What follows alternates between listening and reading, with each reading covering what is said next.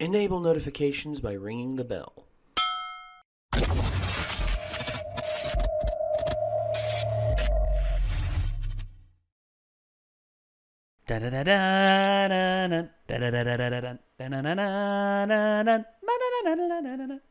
Okay, so level with me, Micah. Is Batman the animated series one of the best animated shows ever put on TV? Oh, definitely. Uh-huh. Yeah. So do you have a set of episodes that you like? Like, what's an episode that really struck you? Well, now you put me on the spot because it's been years since I've seen it, and I Okay. couldn't tell you. Okay. I just remember it was good, but... Well, what was the storyline of it? The storyline of the episode. Man, I got nothing. Well, okay, there was one that was really... It's probably been 10 or 15 years since I've seen any of it. I mean, wow. I don't go back and rewatch things very often. Oh, man. We'll have to change that. I remember growing up with it. We'll have to change that. We'll have to do... Because Heather has never seen a Batman the Animated Series episode. So if we do a reaction series to it with her... And if there's a few episodes you want to sit in on and all that, I mean, that'd be cool. There was one episode that I actually liked, but I later found out that a lot of people didn't like the episode. It was one where Bruce Wayne went undercover. It was one where Bruce went undercover as, like, he didn't go as Bat. Like, he went he made his hair white. He put on fake, like almost like a fake stubble beard, and he went to like investigate this modern day like slavering that was going on. Like workers went missing and they were like hauled out in the middle of nowhere to work in this mine, and he befriended a few of them. Like, one was like a scrawny dude that was good at like operating machinery but was crappy physically, and then there was one guy who was like very physically strong, and him and Bruce got along well, but Bruce during that I think got hit in the head really bad, and he actually experienced slight amnesia, and he couldn't remember like his name or anything like that, and there was one part of the film where him and the other dude, the big dude that was also very strong, got put in the hot box by the guy running it, and the guy yells out, he's like I lost my family. And for him yelling that out, all of a sudden he remembers everything. And then Alfred, the entire time, has been looking for him. And actually, Alfred flew the Batwing. Alfred got to fly the Batwing. Like, literally, he was in there, and he was just like, oh, Lord, I'm supposed to wait and fly this thing. I mean, Alfred does cool stuff. Alfred's awesome. I love Alfred. But Doug, the Nostalgia Critic, had a list of the top 11 Batman animated series episodes. And... well, I figured we should give this a watch and hear what good old Duggo's got to say about the about the Batman the Animated Series. I mean, he's gone on record to say it's probably his favorite, if not one of his favorite animated animated shows of all time. So let's see what old Dougie Boy's got to say. Here we go. Let's get it large and on screen. Here we go. Hello, I'm Batman. I remember it because I'm Batman. Today, we're going to look at one of the greatest animated shows that ever hit television, Batman, the Animated Series. And by the way, you weigh a little more than 108. Okay, I'm sorry. I can't do Keaton very well. Let's try Christian Bale. This cartoon just showed you that it's full of people ready to believe in good. Okay, that's not going to work. Let's try Val Kilmer. Okay, drive-through. Okay, that's definitely not going to happen. Let's try George Clooney. Hi, I'm George Clooney. Okay, fuck this shit. I'm just doing it as myself. Yes, I've gone on record several times saying that Batman the Animated Series is the best nostalgic show ever, as well as one of the best cartoons of all time. It was dark, it was tragic, it was funny, it was goofy, it was serious. It had something for everybody. But which episodes were the absolute best? Which ones left the greatest impact on us, whether it be action-packed or dramatically heartbreaking? There's a lot to choose from, and I promise I'll try to keep my spoilers to a minimum. Oh, except maybe this one. Batman and Robin sucks! The only downside is I don't He's have not wrong. Batmans to imitate. Oh, wait a minute. Kevin Conroy. That's fitting. Hey, we met him. Let me just take some testosterone pills here. Testosterone pills. Whoa. My testicles just hit the floor. This is the top 11 best Batman animated series episodes. I don't wear hockey pads. That intro.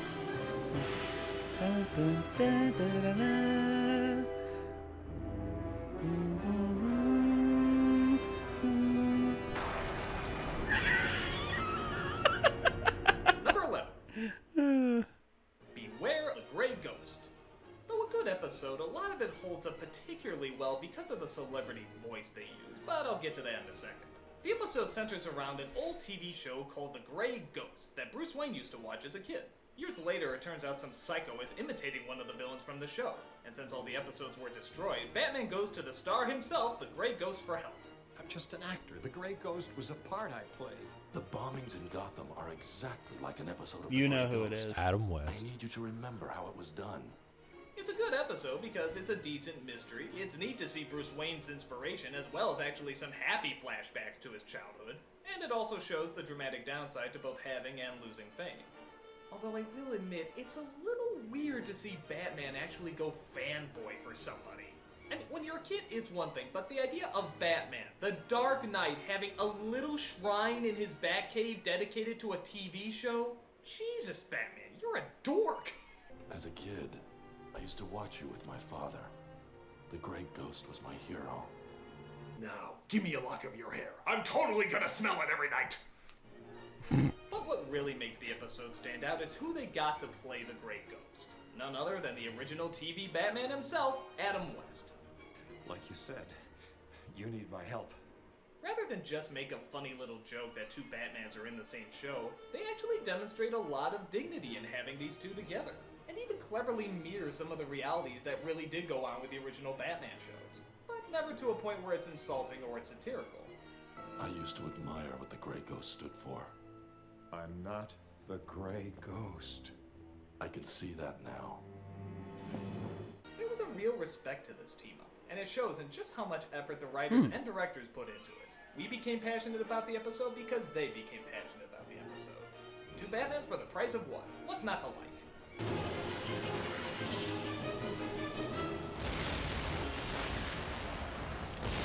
Damn, I love that animation. Get rid of a bomb.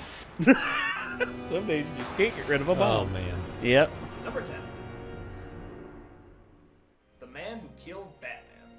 This one gets I remember overlooked a this lot, one. But it really is a gem. A little twerp named the Squid wants to make a name for Sid the himself Squid. as a big-time gangster. But nobody wants him because he's a timid little screw-up. Why did you bring along that loser? He's useless. Not as bait for Batman. He'll be too busy kicking the crud out of Sid to notice us. But it turns out he stumbles upon a bit of luck when he accidentally knocks Batman off a cliff and apparently kills him. He came right at me. I was just trying to get away and he went over the side. Sid the Squid just off the Batman. Suddenly, he's the most notorious criminal in town, and everybody is in awe of his accomplishment. Suddenly I'm thinking, if I take down the guy who took down Batman, then I'll be the toughest guy in town. Hey, you got my vote, Chief. But again, with that fame comes a price. People start to challenge him to fights, others try to murder him. Even the Joker seems mighty pissed off that there's no more fun to be had with the mythical Dark Knight. There's a certain rhythm to these things. I cause trouble, he shows up. We have some laughs and the game starts all over again. Without Batman, crime has no punchline. There's an especially funny scene where the Joker actually throws a funeral for Batman, and of course, it's totally keeping in character. It's time to look ahead to a future filled with smiles. Just as soon as we take that man there and slap him in that box there and roll it into that vat of acid there. And for the record, Harley's kazoo playing is nowhere near as good as Paw's kazoo playing. It's a classic case of a person who wanted fame and attention, but wasn't ready for the pain and responsibility that came with it. No one's that lucky or stupid. Yes, I am. The story is great, the scenes with the Joker are hilarious, and actor Matt Frewer as the Squid really makes a perfect comic foil. Oh. Sorry about the leather. It's a perfectly told tale of what happens when too much recognition comes to the wrong person at the wrong time. Guess I can't win for losing, huh? Huh. Number 9. Mad Love. One of the show's crowning achievements was the creation of Harley Quinn, who has since become many people's favorite Batman character. But we've never actually known her history. They've hinted at it before and dropped clues here and there, but they've never given us the straight-up details about how she ended up with the Joker. Well, this is the episode that sets it all straight. Turns out Harley was an intern at Arkham Asylum and was looking to cash in on one of the high-profile criminals to write a tell-all book about. You can't deny there's an element of glamour to these super criminals. I'll warn you right now. These are hardcore psychotics. If you're thinking about cashing in on them, think again. But when she started interviewing the Joker, Jesus. he played to her weaknesses and his mind games slowly started to sink in. And just like the Dark Knight, we have no idea if his past story is the real one or a false one. My father used to beat me up pretty badly. Every time I got out of line, bam! And one night, he goes off crazier than usual. It's also the first time we get a very strong indicator that the Joker and Harley have, well, made whoopee cushion. I mean, it was hinted at before, but this scene pretty much cements that they've been together. Don't you want to rev up your Harley? Vroom, vroom. Because of that, we see in more detail just how violent the relationship is between the two of them, and how the Joker is and always has used her as just a means to an end. You've forgotten what I told you a long time ago. You always take shots from folks who just don't get the joke. And don't call me Puddin'. It's actually a pretty tragic look at abusive relationships in general. And no matter just how tormenting one can be to another, there's always something that keeps the other coming back for more. Yeah, there's quite a bit of fan service, and I don't know why the Joker looks like Mickey Mouse, but it's still a solid episode that finally fills us in with all the questions we had about our favorite henchwoman, and it didn't disappoint with the answers. My fault. I didn't get the joke. Damn. Poor Harley. Number 8. Birds of a Feather. This is another one that's often overlooked. The Penguin, who's considered one of the more sophisticated of the criminals, decides he wants to change his way and become a civilized bird once he makes parole. And he means it. He actually starts to change his ways and tries to blend in as an average citizen. He finds, though, that nobody's waiting for him and nobody's happy for his return, especially Batman. Haven't you heard? I've reformed. Wherever you go, I'll be right behind you. But it turns out an extremely rich woman named Veronica wants to date the Penguin so she can make the headlines by inviting him to her party. I've just snagged the Penguin for my party. Why? For the entertainment, Dodo. Can't you just see their faces when that stuffed capon waddles in? She's pretty much dating him as a joke, just a means to get attention from other rich people. She quickly finds, though, that he's not as charming as she thought, and, well, it's pretty fucking gross. But the attention she's getting is far too much for her to pass up. While she's dating him mostly to make fun of him, the Penguin takes it very seriously, and even starts to fall in love with her. And after an incident where he saves her life, even she starts to see a little bit of good in him. You know, it was quite touching, actually. It's not often that a man rushes to my rescue. Unfortunately, he wants to see me again. But like all tragic tales, the truth is revealed at just the wrong moment, which causes the Penguin's heart to be broken and return back to his villainous ways. The episode is actually very similar to another one called Harley's Holiday, where Harley Quinn starts a new life for herself, finds it hard to fit in, and also tragically gets thrown back to her old ways. But this one takes its Yeah, I remember that one too. It shows how involved the Penguin really got into the relationship, and how close he really was to turning over a new leaf. It's more detailed, it's more cruel, and therefore more sad. Not only does the Penguin almost truly reform himself, but Veronica almost does too. And if it didn't all spawn from such a cruel joke, maybe both these people could have turned out to be better. I really was growing fond of you. It's too bad this had to happen. I suppose it's true what they say. Society is to blame. High society. It's a tale of what could have been and what shouldn't be done. Ain't love a bitch? It can be. It can be. Ah, boy. Jesus. Number 7. Here we go. What do we got next? Two-Face. Ooh, Considered one of the most this depressing episode. of the Batman villains, Harvey Two-Face Dent is a criminal with a deep and complex backstory. He suffers from an extreme split personality, which causes him to flip-flop from a kind, intelligent politician, there's so few, to a bloodthirsty monster who lunges out at random. He has bad dreams, hears the voice in his head, and at the worst case scenario, he actually becomes the other personality. I would like to talk with Big Bad Harv. I don't think he wants to talk. Please try. Big Bad Harv? Speaking.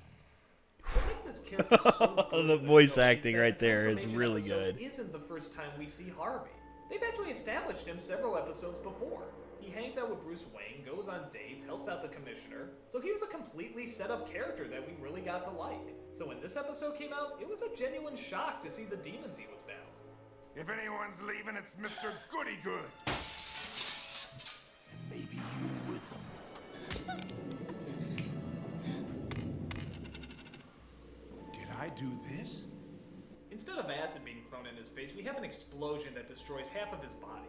To see this character permanently lose himself to the other personality is just gut-wrenching. Throw in a tragic childhood, the fact that he had a fiancé, and on top of that, we even have the guilt that Batman feels for not being able to save his best friend. I mean, just look at some of these dream sequences. Harvey, please, let me help you. Why couldn't you save me?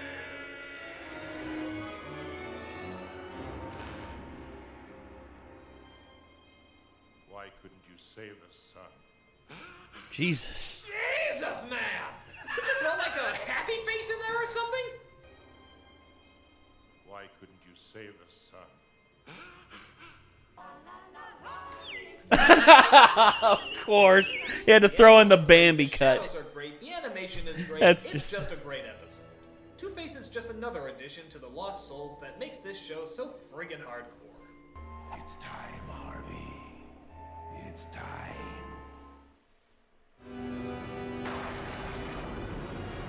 Number 6. Over the Edge. Now, with a title like that, you know some shit has to go down in this episode. And by God, it does. Get a load of this opening. It starts out with Batman and Robin being chased by Commissioner Gordon and his men trying to gun them down right after they arrest Alfred. And the award for best what the fuck opening goes to... that!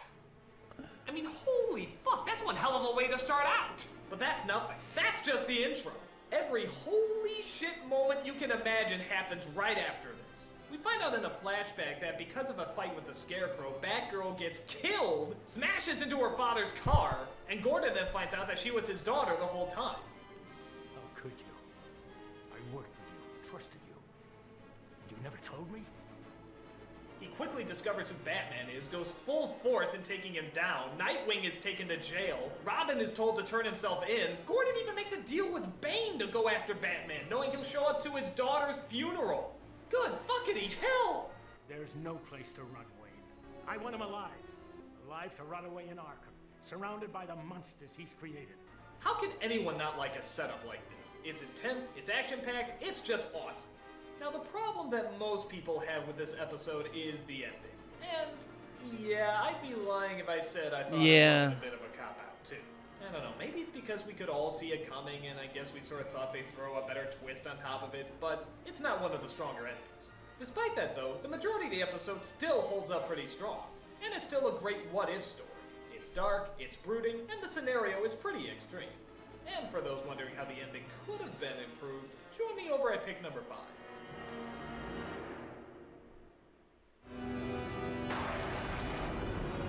Number 5. Perchance to Dream. This is if the Over the Edge episode was fully realized, though taking sort of an opposite approach.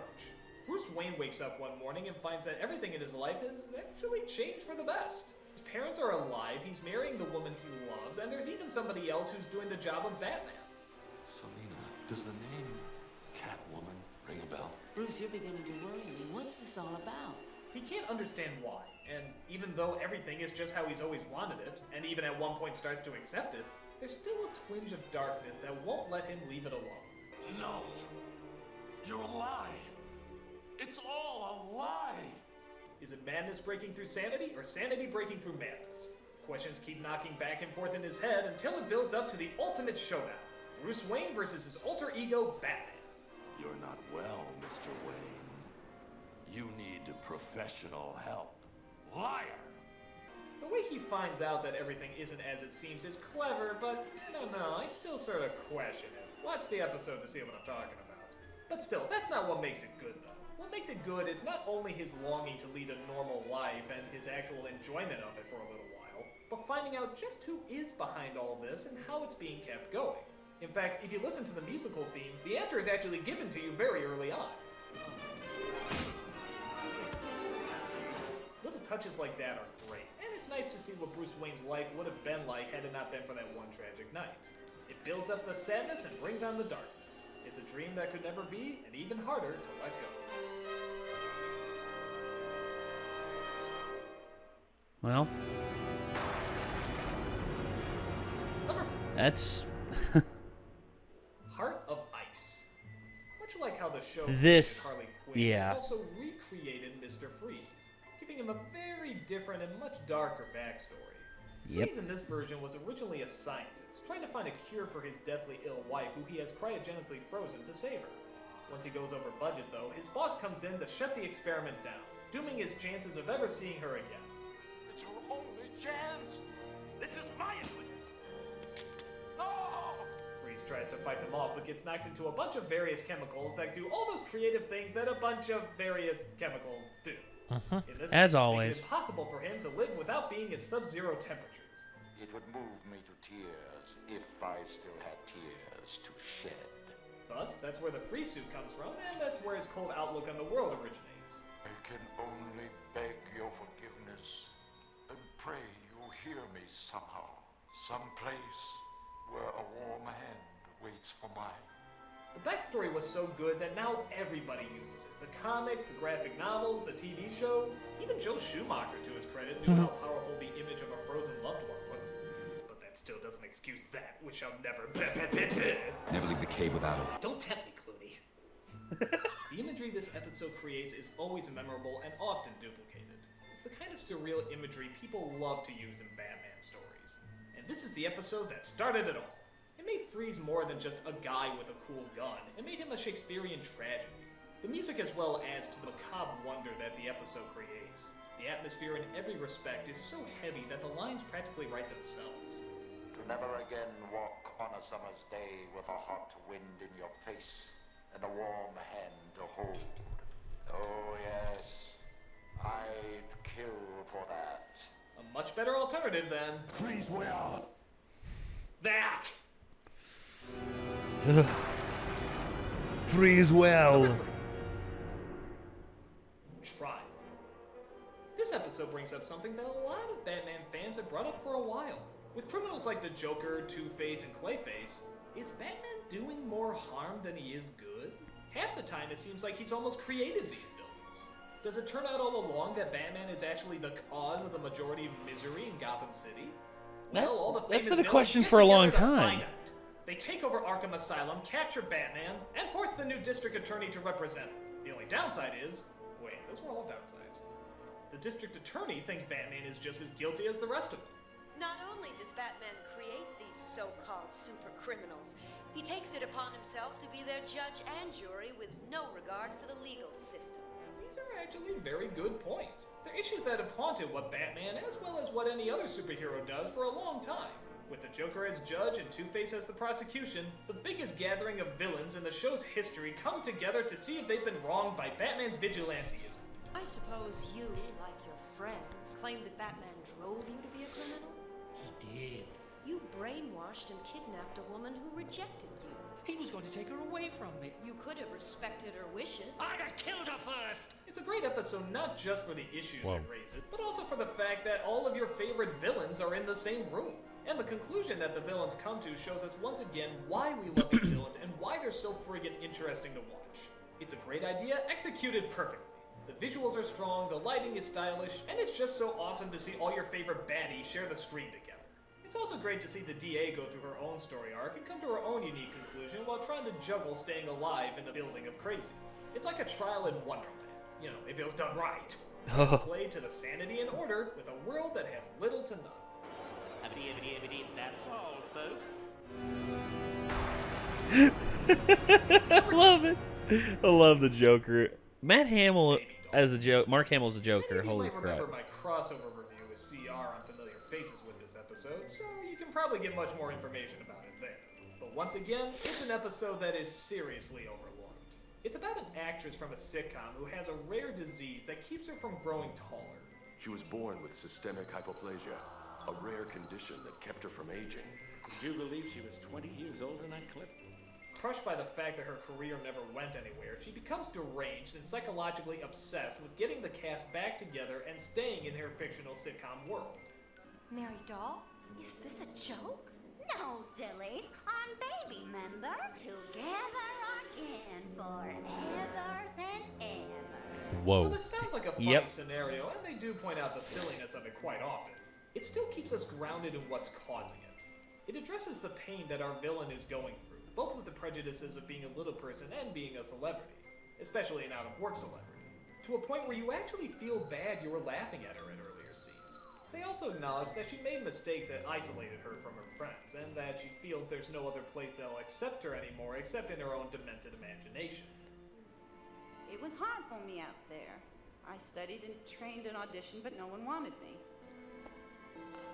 Over the years, I remembered how happy I was with all of you around me and the folks at home watching me each week. Me. Baby doll. They really dive into what it means to make mistakes, adjusting to them, and having to live with the changes in your identity. Like many great Batman villains, she comes off as being creepy, intimidating, and also kind of funny.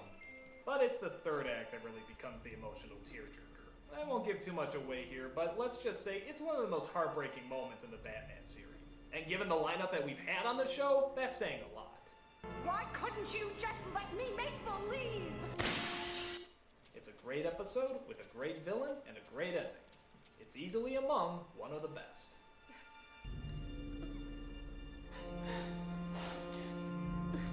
I didn't mean to. Damn. It's a harsh. That's a harsh one, dude. I remember that one. Almost got it. This is just a perfect episode. The setup, what can I say? It's incredible. The Joker, the Penguin, Two-Face, Poison Ivy, and Croc are all playing poker together. That image alone is fantastic. But it gets interesting when they start betting on who's come the closest to killing off Batman. I've come the closest. Are you kidding? I was the one who nearly... Nobody's come closer to snuffing the Batman than me. The fact of the matter is we each have an almost Gotham Batman story. I know mine's the best, but let's hear yours anyway.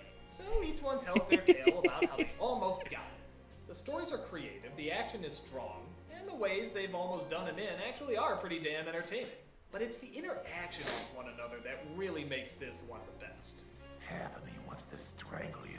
And what does the other half want? To hit you with a truck. We used to date. It's not sad, it's not tragic, it's not even really that dark. It's just the villains chilling out being the villains. And you know what? That's pretty fucking cool. Most people realize that the strength of Batman comes half from him and half from his opponents. So the more real and identifiable they are, the more drawn in we become. This is the episode where the villains seem the most human. They're not up to anything, they're not planning any evil schemes, they're just playing cards. It's actually nice to see them just relax and be themselves. And the dialogues they have are just great, including one of the funniest moments in any of the shows. Anyone else want to go? Hey! There I was, holed up in this quarry, when Batman came nosing around. And? I threw a rock at him.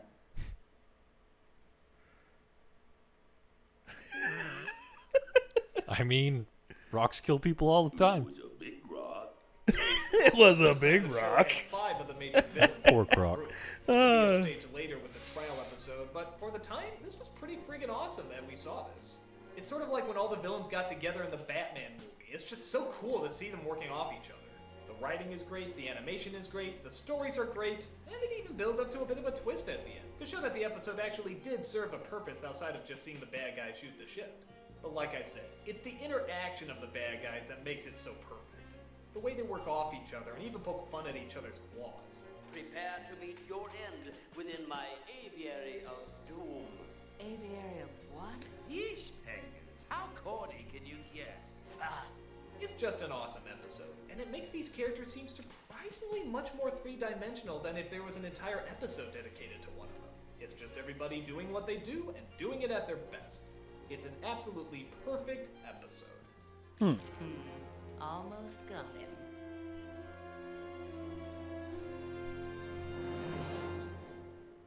And those are my top 11 Batman the Animated Series episodes, one of the greatest shows of all time. Now, for those of you who didn't see your favorite episodes on the list, here's my runners-up. There you go. I'm the nostalgia critic, remember, so you don't have to. Okay. Yeah, so I'll be honest with you.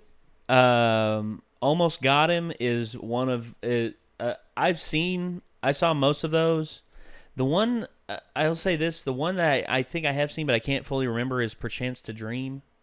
But Over the Edge, that one was you know what the resolution of that one was? I'm sure it's probably a dream. It was a fear toxin. It was a fear toxin dream. It was Barbara's fear of her dad finding out about it, and how the episode ended was with Commissioner Gordon saying, "Barbara, I trust you. Whatever decisions you made, I trust you with what I trust you with the decisions you're making. So what was it you wanted to tell me?" And she was like, "I can wait, Dad. It's okay." Because she went through all that just in fear of what her father would do. And honestly, for her, I think it was a legitimate fear because of sure. You know, she knows how much her father cares about her and everything. But I think once she had that from her dad, you know, the confidence that her dad actually did have faith in her, and you know, no matter what the decision, she decided to just keep it a secret. But the Almost Got Him episode, you remember how that one ends? Turns out Killer Croc was actually Batman dressed up. And Batman actually reveals himself, and he gets them all arrested. Oh. And wow. Yeah, and the Baby Doll episode, I remember seeing that one, and as a kid, I didn't understand half the stuff that was going on in it, but the more I thought about it later on, it was just like, wow. Because, you know, dealing with being at the top of the world, and then all of a sudden just having everything just pulled out from under you. It's like a YouTube channel getting demonetized. So yeah, it's just one of the I really want to rewatch the entire series, because there were some episodes that he didn't mention that to me were just like jaw-droppingly good, you know? It was, oh God. Oh God, it's Ben once again. So, ladies and gentlemen, we're gonna have to cut it short here. But if there's anything that you all want us to watch of the Nostalgia Critic, let us know in the comments down below, or go to our Patreon or our Discord, or go to our Discord where we have a request page. If there's one you want us to watch, leave it on there. And I guess until next time, signing off. I'm Nate, Micah. And this was the Nostalgia Critics Top 11 Batman the Animated Series episodes. Check it out. Check out the original in the link down below. And until next time, we'll see you later. Peace out.